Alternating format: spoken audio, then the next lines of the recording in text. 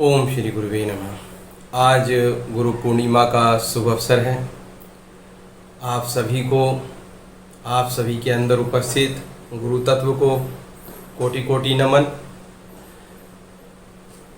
काफ़ी दिन हो गए हमें और आपको मिले हुए इस मंच पर। भागवत महाकथा, महापुराण, जिसमें परमपिता परमेश्वर भगवान विष्णु की अनंत कथाएं हैं, उस हरि की अनंत कथाएं हैं और उनका वर्णन है। उसमें से एक कथा आती है हिरण्याकश्यप की, भक्त प्रहलाद की। क्या हुआ था कि हिरण्याक्ष का वध हो गया और उसका भाई हिरण्याकश्यप जीवित रहा। तो जब क्या हुआ कि हिरण्याकश्यप ने देखा कि उसके भाई हिरण्याक्ष का वध हो गया है, भगवान विष्णु ने वराह अवतार धारण करके उनका वध कर दिया है, तो उसने बहुत तपस्या की। और जब तपस्या की, तपस्या से पहले जाते हुए जो हिरण्याक्ष थे, उनके जो बच्चे थे, उनको समझाया। तो जो हिरण्याकश्यप ने समझाया वो आज भी बड़ी काम की चीज़ है। वो क्या कहते हैं अपनी माँ से, बहू से और पुत्रों से, थे राक्षस, लेकिन जो बात कही है वो हम सबको ध्यान रखनी चाहिए। क्या बात कही है कि उन्होंने कहा है कि हमें जो हमारे गुजर गए हैं, जैसे उन्होंने कहा हिरण्याक्ष गुजर गए हैं, उसके लिए शोक नहीं करना चाहिए। पूछते हैं शोक क्यों नहीं करना चाहिए? कि शोक इसलिए नहीं करना चाहिए, अगर कोई व्यक्ति अपना कर्तव्य करते हुए शरीर त्यागता है तो वो शोक का पात्र नहीं होता, गर्व का पात्र होता है। तो प्रभु एक बात तो यहाँ सिखाए कि आप अपना कर्तव्य पूरे मन से करें, पूरे भाव से करें कि आप वो कर्तव्य भगवान की सेवा में कर रहे हैं, जो भी आपका भाव। दूसरा वो कहता है कि वास्तव में आत्मा नित्य है, अविनाशी है और शुद्ध सर्वगत है, सर्वज्ञ है और इस देह से पृथक है। बिल्कुल सही बात है।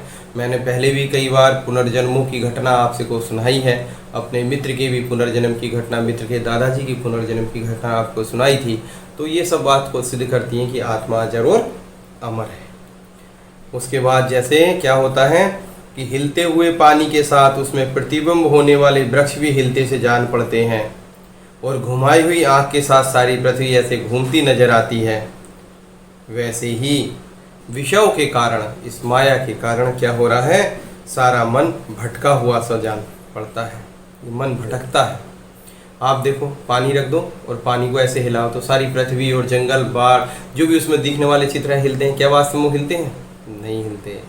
आँख ऐसे घुमाओ, आपको लगेगा सब घूम रहा है। क्या वास्तव में घूमता है? नहीं घूमता। ऐसे ही जो हमसे बिछड़ जाते हैं, जो हमसे छूट जाते हैं, तो वास्तव में छूटते नहीं हैं। ये तो एक यात्रा थी। कैसी यात्रा थी कि आत्मा है, आत्मा एक ड्राइवर समझो, ये शरीर एक कार समझो या एक वाहन समझो। आत्मा इसमें आई, इस शरीर का प्रयोग किया, इस मस्तिष्क रूपी, मन रूपी कंप्यूटर का इस्तेमाल किया, और जो आपस के हमारे लेन देन थे वो व्यवहार किया, और जब इसका समय पूरा हो गया, इसे छोड़ा, दूसरी कार में चली गई। जैसे ये वस्त्र उतरा रहे, दूसरे वस्त्र पहन लिए। इस तरह से आत्मा यात्रा करती है और हम सब मिलते बिछुड़ते रहते हैं। लेकिन आत्मा तो अजर अमर है, आत्मा तो समाप्त नहीं हुई है ना। तो वो सर्वव्यापी है। जैसे परमपिता परमेश्वर सर्वव्यापी हैं, ऐसी आत्मा भी सर्वव्यापी है। जन्म, मृत्यु, ये भी शोक, अविवेक, चिंता, ये सब क्या है? अज्ञान है। और ज्ञान क्या है? ये परमपिता परमेश्वर। ज्ञान कौन दिलवाएंगे? ये भगवान शंकर आदि को। अब आप कहोगे कि साहब ये तो मूर्ति है। मूर्ति नहीं है भैया, श्रद्धा हो तो साक्षात भगवान है। चलते फिरते ये तो विग्रह हैं, चलते फिरते इंसानों में भी भगवान है। आप कभी भटक जाओ या किसी परेशानी में हो और कोई आदमी आके आपसे पद से छोटा हो, आपसी उम्र से छोटा हो, और आपको कोई रास्ता बता दे, तो आप समझना भगवान ने उसमें प्रवेश किया और आपको रास्ता बता दिया। नमन कर लेना गुरुदेव को। गुरु महाराज इसी तरह से आपकी मदद करते हैं, ईश्वर आपकी इसी तरह से मदद करते हैं। कैसे मदद करते हैं साहब?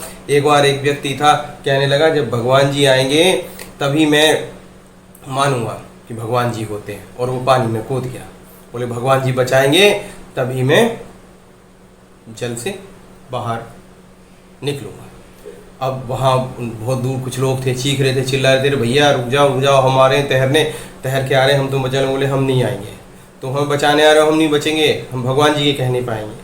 फिर एक तख्ता आया, तख्ता वहाँ पास से गुजर गया, लोगों ने कह रहे वो तख्ता आ रहा उस पर बैठ जा। बोले हम नहीं बैठेंगे। अंतोगत्वा वो व्यक्ति उसमें डूब गया। डूबने के बाद यमलोक पहुँचा। परमपिता परमेश्वर का भी ये स्वरूप है। मृत्यु लोक के बाद यमलोक पहुंचा तो वहाँ पूछा कि यार इसका मतलब भगवान जी नहीं होते क्या? और मैं तो इतने 10 से भगवान जी को याद कर रहा था, भगवान जी मुझे बचाने नहीं आए। तभी मूर्ख, जो वो लोग थे उसमें भी भगवान थे, वो आपको बचा रहे थे। वो तख्ता आया था वो भी भगवान का स्वरूप था, लेकिन तूने पहचाना नहीं।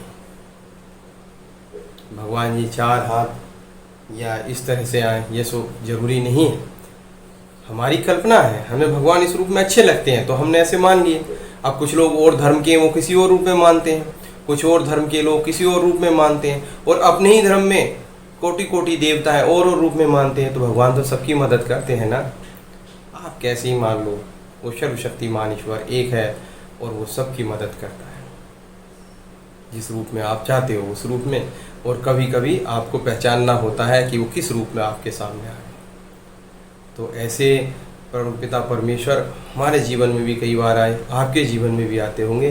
तो आपको उन गुरु को जो समय समय पर कहीं ना कहीं आपको मिलते हैं और आपको रास्ता दिखाते हैं, आपको बचाते हैं, आपकी कठिनाइयों से निकालते हैं, उन गुरु को कोटि कोटि प्रणाम मेरी तरफ से भी, और आप भी कीजिए। आज की गुरु पूर्णिमा साक्षात हमारी कामयाब हो जाएगी अगर हम अपने पास गुरु की महिमा को देखना शुरू कर देंगे।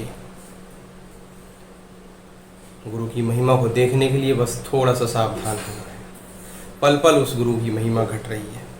तो इस प्रकार हिरण्यकश्यप ने अपने उनको माता को और भाभी को और जो उनके पुत्र थे उनको सबको समझाया, लेकिन वो बच्चे नहीं मान रहे थे। तो यमराज खुद वहाँ पहुँचे और कहने लगे, अरे तुम ये कैसे हो? हम तो छोटे से बच्चे इधर उधर घूम रहे हैं, हमारा तो कोई है भी नहीं, तब भी हमें कोई वो चिंता नहीं है। और ये जीवात्मा तुम जिसके लिए शोक कर रहे हो, ये हिरण्यकश्यप ने कहानी सुनाई थी। वो सुनाते थे, क्या सुनाई थी उन्होंने? हिरण्यकश्यप कहते हैं कि लो मैं तुम्हें एक यमराज की कहानी सुनाऊं कि कैसे कि यमराज थे, बच्चा बन गए और बच्चा बन के पहुँचे और पहुँच के कहने लगे क्या कि अरे हम बच्चे हैं और हमारा तो कोई नहीं है, तो भी हमें कोई चिंता नहीं है। अच्छा तुम ये बताओ तुम किसके लिए रो रहे हो? जो मर गया उसका शरीर तो सामने पड़ा हुआ है, जो मर गया वो तो सामने पड़ा हुआ, उसके लिए रो रहे हो तो वो तो सामने है तुम्हारे। बोले नहीं अरे भाई हम इसके लिए नहीं रो रहे, जो इसमें था हम उसके लिए रो रहे। बोले इसमें क्या था? बोले इसमें जीवात्मा थी उसके लिए। और जीवात्मा कभी देखी है तुमने? तो देखी तो नहीं, तो फिर तुम कैसे पहचानोगे अगर वो तुम्हारे सामने आ गई तो?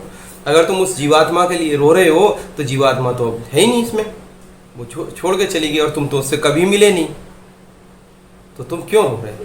अरे सब अपने अपने स्वार्थों के लिए रो रहे हैं, मोहों के लिए रो रहे हैं, अज्ञानता के लिए रो रहे हैं। अगर जीवात्मा सामने आ जाए तो आप पहचान भी नहीं पाओगे, और जीवात्मा आ भी गई तो आप उसके साथ रहना नहीं चाहोगे। आप तो इस शरीर के साथ रहना चाहते हो, इस चलते फिरते शरीर के साथ रहना चाहते हो, इसके जो स्वार्थ थे, इसके संबंध थे, उनके साथ रहना चाहते हो। खैर वो बच्चे समझते हैं, सब समझते हैं। हिरण्यकश्यप क्या करते हैं?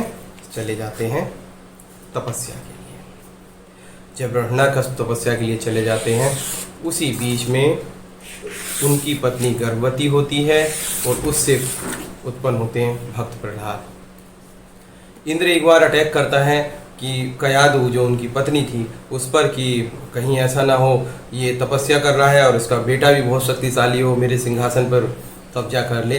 तो नारद जी उनको, कयादु को उससे छुड़ा लेते हैं इंद्र से और अपने आश्रम ले जाते हैं और इंद्र को समझाते हैं बेवकूफ़ी मत करना, इनकी जो कोख में है भक्त पल रहे हैं और भक्त के बस में भगवान होते हैं, भक्त पल रहे हैं ये कहते हैं।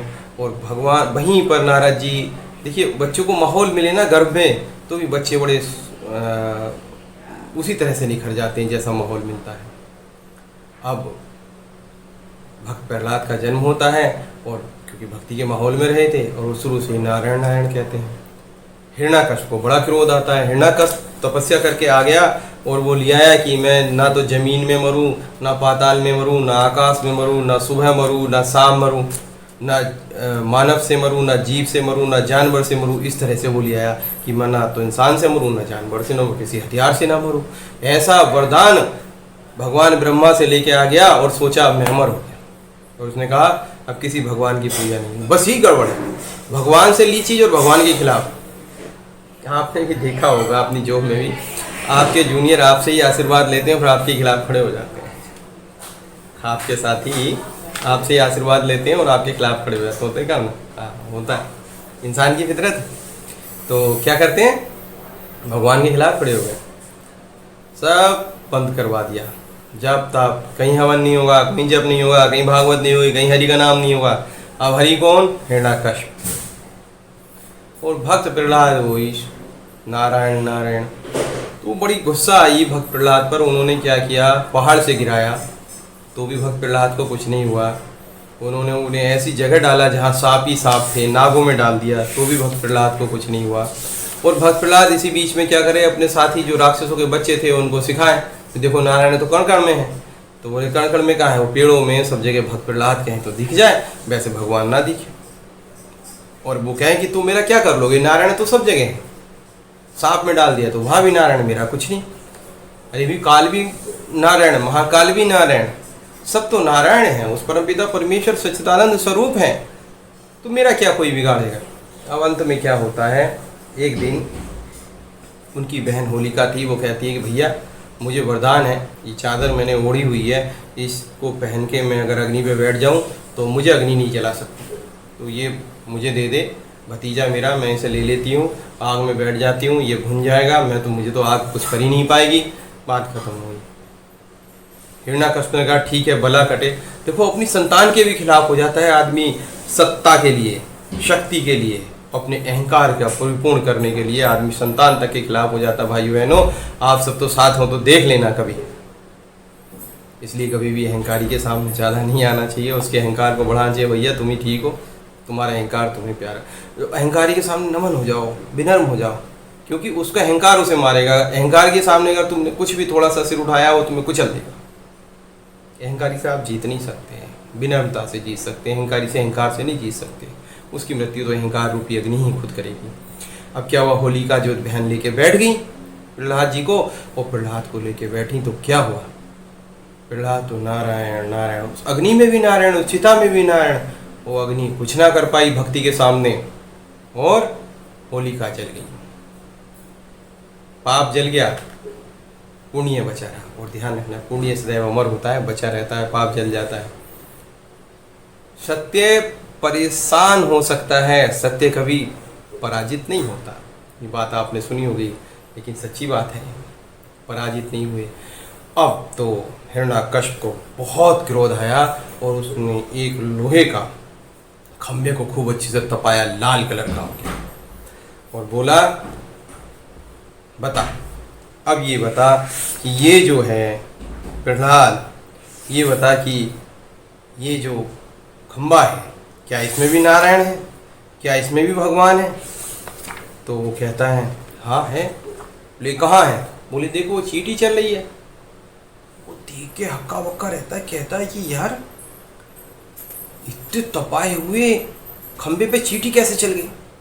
उसने किसी को टच करा, उड़ गया, सब जल गया, चमत्कार। लेकिन उसको लगा चलो कुछ भी होगी, कोई माया होगी। उसने कहा तू इसे पकड़ ले। प्रहलाद ने पकड़ लिया, कुछ नहीं हुआ। उसने कहा अच्छा तो अभी मैं तेरे इस नारायण को अभी काट दे तलवार से। उसने तलवार मारी है खंबे में, उस खंबे से जैसे आकाश से बिजली गरजती है, खड़खड़ खड़खड़ खड़ बिजली गरजी।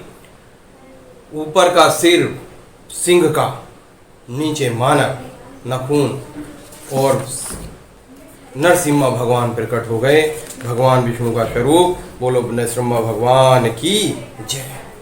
और उन्होंने हिरण्याकश्यप को अपने हाथ में उठा लिया। दोनों वक्त का समय था, ना सुबह थी ना शाम थी।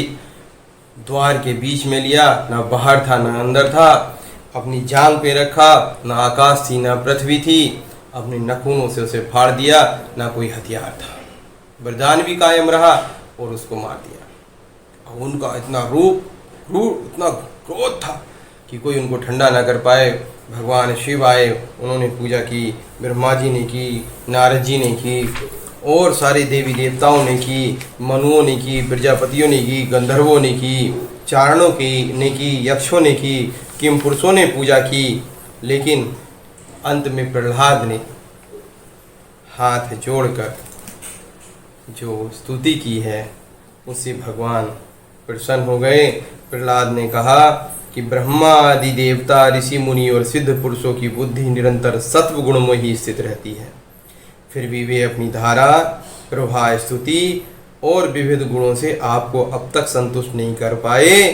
फिर मैं तो घोर असुर जाति में उत्पन्न हुआ हूँ, क्या आप मुझसे संतुष्ट हो सकते हैं? मैं समझता हूँ कि धन, कुलीनता, रूप, तप, विद्या, ओज, तेज, प्रभाव, बल, पुरुष, बुद्धि और योग, ये सभी गुण परम पुरुष भगवान को संतुष्ट करने में समर्थ नहीं है, परंतु भक्ति से तो भगवान गजेंद्र पर भी संतुष्ट हो गए।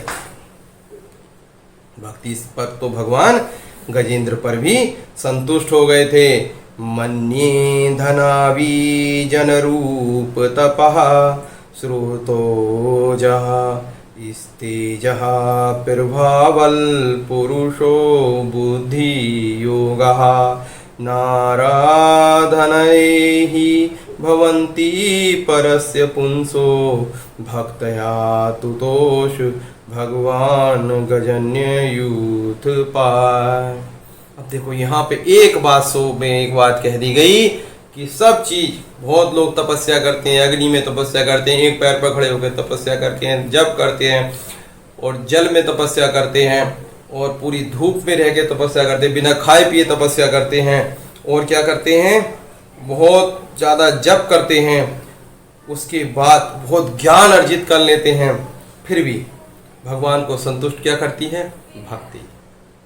मैं आपकी शरण हूँ प्रभु, मैं कुछ नहीं हूँ, आप ही सब कुछ हैं, मैं तो आपका प्यारा बच्चा हूँ, मैं तो आपका प्यारा भक्त हूँ, मैं आपकी शरण हूँ। अब ये बात सुनकर मेरी समझ से बाहर इन बाहरी गुणों से युक्त ब्राह्मण भी यदि भगवान कमलनाभ के चरण कमल से विमुख हो तो चंडाल भी श्रेष्ठ है। इसने तन मन धन से भगवान को समर्पित अपने आप को कर दिया। अब ये सब बातें सुनकर भगवान जो हैं, क्योंकि सतगुरु के आश्रय हैं, उनकी श्रद्धा और भक्ति को बस केवल एहसास करके भगवान प्रसन्न हो जाते हैं, उन्हें गोद में बैठा लेते हैं, राज देते हैं, और कहते हैं उन सूर्य भगवान जो बिल्कुल सूर्य के समान चमक रहा है, उनका शरीर, उनका तेज, नरसिंह भगवान का, तो भगवान कहते हैं मेरे स्वरूप का जो वर्णन करेगा, मेरे स्वरूप को जो ध्याएगा, उसे कभी कोई डर नहीं सताएगा। पहला वरदान ये देते हैं, और फिर उनको जो है स्थिर करते हैं, गोद में लेते हैं, स्नेह करते हैं, प्यार करते हैं, और भगवान जो है प्रसन्न होकर उनको वहाँ राज्य देते हैं, और कहते हैं बच्चे तुम हमारे भक्ति का प्रचार प्रसार करो, आगे बढ़ो, और तुम्हारा जो है राज्य अभिषेक होता है। और उसके बाद अगली कथा आएगी, राज्य अभिषेक के बाद त्रिपुर दहन की कथा, वो हम आपको आगे सुनाएंगे। छोटी छोटी वीडियो बनाएंगे, 18 मिनट 19-20 मिनट की वीडियो है। यहाँ पर अपनी हम भागवत कथा को समाप्त करते हैं, और उस गुरु पूर्णिमा पर आपको कोटि कोटि धन्यवाद कि आपने पूरी वीडियो देखी, और साथ में आपके अंदर उपस्थित उस गुरु तत्व को हम बारंबार प्रणाम करते हैं, जो हमें बार बार सीख देता है किसी न किसी रूप में। कोटि कोटि प्रणाम। और परम पूज्य गुरु महाराज भगवान साक्षात शंकर भगवान के स्वरूप को, मैं अपने गुरु को भी कोटि कोटि प्रणाम करता हूँ। श्री गुरु नमः।